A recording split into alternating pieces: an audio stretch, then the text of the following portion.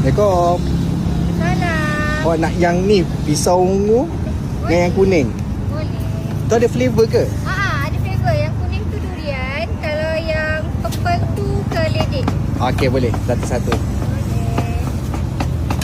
Biasa. Kita ada bubur sumsum.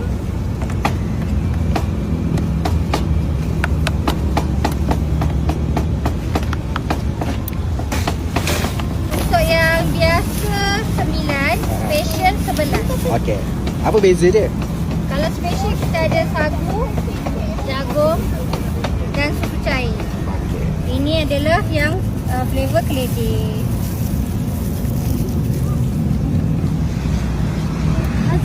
Dan ini adalah flavor Ni durian lah. Okey.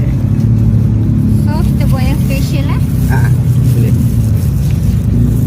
Korang akan dapat sagu, serta jagung.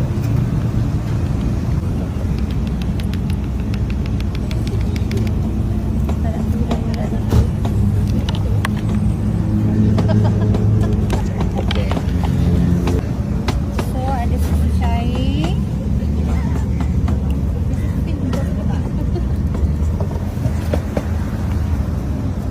Gula Melaka.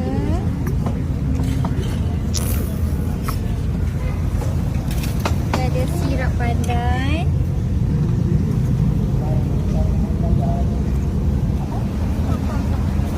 Sedikit susu pekat. Ni apa? Susu pekat. Susu pekat. Okey. Biasa kita pakai hancur. Hari ni tak ada hancur. Kita bagi lain satu. Okey. Ya. Betul tak? Terima kasih.